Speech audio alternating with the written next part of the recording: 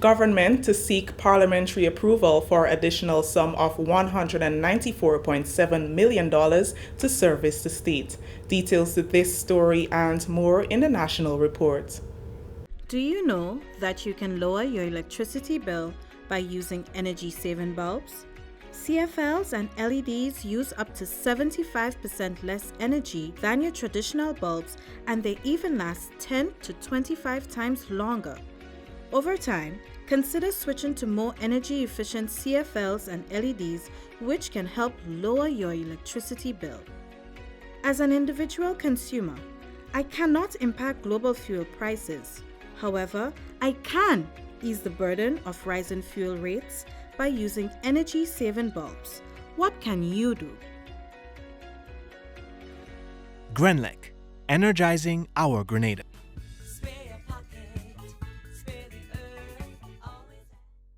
With the details to the news for Wednesday, September 21st, 2022, I am Brizan Mitchell.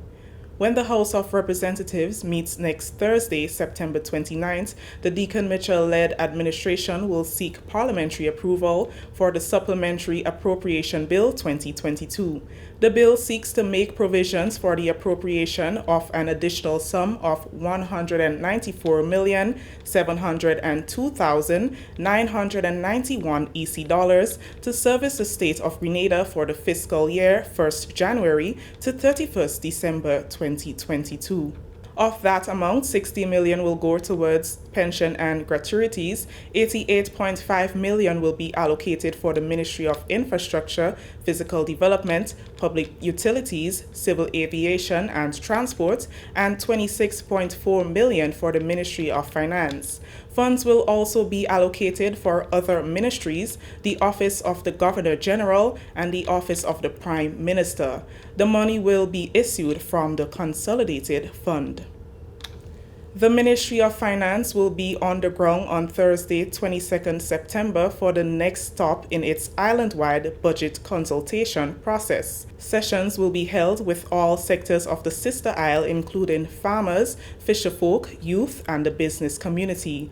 It's the aim of the government to ensure the people's voices are heard, recorded, and reflected in the 2023 National Estimates of Revenue and Expenditure. Being referred to as the People's Budget Consultations will also be held at the parish level, where communities can come out and participate. So we have a team carriacou to meet with the residents there to engage them on what they believe and feel strongly should be part of the budget, and in terms of what government should be investing in and spending taxpayers' resources on. To be able to help drive the economy and drive the transformation agenda.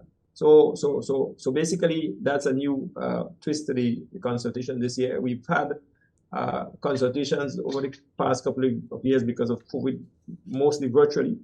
And while we believe that there is merit in having virtual consultation, because we've seen that we tend to get a lot more persons, and based on the timing that you have it as well. So we're also using that as part of a strategy to get more participation in terms of having it in the evenings, or so that persons after you have gone to work or gone to school, you can participate in the consultation.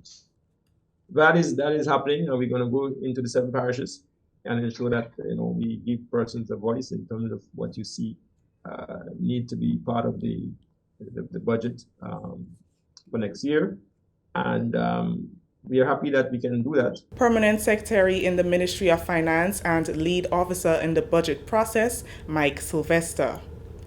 As the government of Grenada prepares for Budget 2023, plans are in train to ensure that every sector is properly represented economically in the revenue of estimates and expenditure due to be presented to the Grenadian public before the end of the year. In this regard, the Ministry of Finance has collaborated with the different ministries to facilitate consultative sessions to gather transformative ideas that can be incorporated into the budget as a means of addressing pressing issues affecting different sectors. The budget consultation for agriculture and fisheries was held at the Deluxe Cinema in Grenville on Wednesday. While you go thinking in a discussion about those areas within the agricultural sector, those needs and constraints that are affecting growth and development and employment in the agricultural sector, what the agricultural sector needs to be able to contribute more to income, employment, output, and to increase its contribution to GDP in the economy, which will come through government spending. We also want you to think of those areas where government can also collect some money. So it could have the money to spend back in the economy, in the agricultural sector, and therefore to facilitate that additional growth, income, employment for that particular sector and make that sector resilient and strong. That was Substantive Minister for Agriculture, Honorable Lennox Andrews, as he underscored the importance of formulating ideas that will increase agriculture's contribution to the gross domestic product, which currently stands at 10%.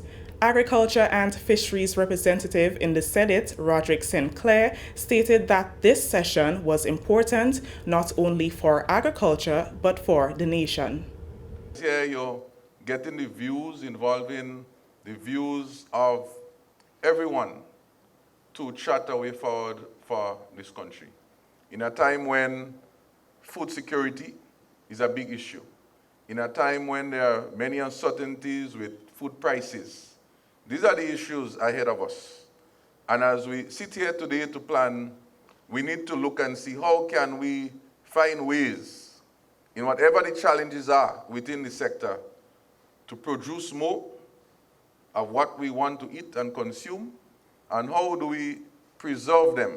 And I don't want to say I will process them, but how do we preserve them in different forms, for not only for export, but for our own internal resilience? The consultation was sectioned off into 4 groups as a means of getting the best out of every subsector. Farmers, beekeepers, floriculturists formed one group, poultry, livestock, and butchers formed a second group, fisher folks, longliners, sea moss producers were a third group, while agro-processors formed the fourth. These are some of their contributions.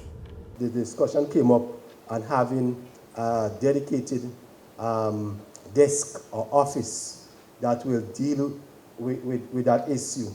Okay, so anything related to agro-processing, whether it's accessing raw material, whether it's accessing concession, whether it is accessing technical support, having a desk available, persons will have a clear idea where they should go to access these services. And the group felt that they need to strengthen the legislation dealing with predial larceny. There should be compensation to farmers when they suffer losses through predial larceny, right?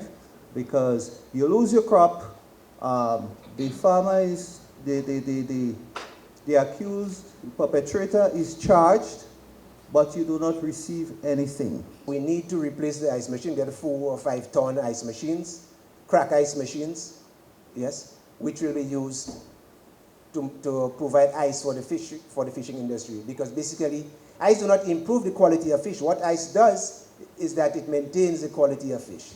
So we need trained refrigeration technicians, we need spare parts. When it comes for the market aspect, we believe that something must be done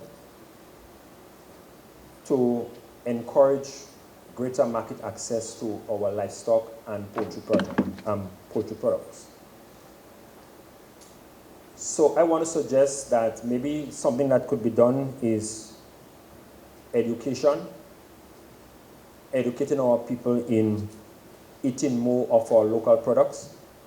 Permanent Secretary of the Ministry of Agriculture, Aaron Francois, says government wants to make a difference with the upcoming budget, but needs all hands on deck to do so.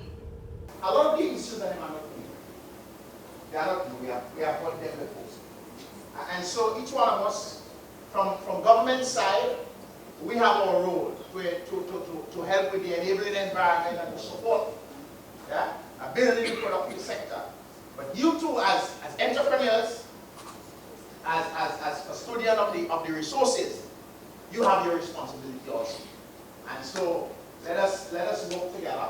This is a national report. The news will continue after the break. Prepare for hurricane. Prepare for hurricane. Make sure you have your radio and your batteries too. Waterproof flashlight candles will do thin stuff. Garbage bag, first aid kit. Come on, people, make sure you have it. Clean water in a container and a hurricane plan. Hear me no man. Hurricane damage is beyond your control. Surviving the aftermath is up to you. Have a hurricane plan. It can save your life and your family too. Prepare for hurricane. Your hair, prepare for hurricane. Welcome back. A team of engineers will be assembled to conduct an official assessment of an area in Brizan that shows signs of sinking and which have now raised fears of possible land slippage. Minister for Mobilization, Implementation and Transformation, Honorable Andy Williams, visited Brizan on Wednesday morning after concerns were raised by residents about the condition of the road. He was accompanied by Minister for Health, Wellness and Religious Affairs, Senator the Honorable Jonathan Lacrette, and other members of the MIT ministry. Some of the residents would have contacted us to let us know that there seems to be some signs of land slippage in this area. So we immediately came up to the area to see exactly what is going on. And we just looked at the situation to see, that some of the land seems to be deteriorating, and we will bring a crew to further see exactly what is going on.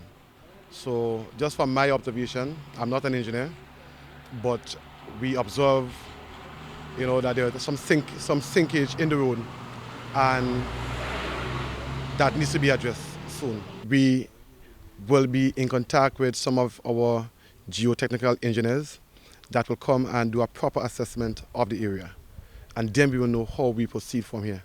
Once a preliminary report has been presented, Minister Williams says his ministry will act with urgency.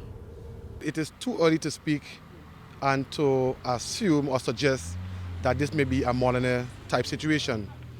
And that is why we want to bring the geotechnical engineers to come and to make a proper assessment of this area, right? And then we will take it from there. But all in all, we do not want to take it for granted. And all of us are here this morning to show concern. And whatever can be done in a speedily manner, we will ensure that we do it to make this road safe. The Met Office at the Maurice Bishop International Airport continues to monitor an area of disturbed weather embedded in a tropical wave that is more than 200 nautical miles east of the southern Windward Islands. The Met Office says the area is showing signs of organization and additional development is expected within the next few days.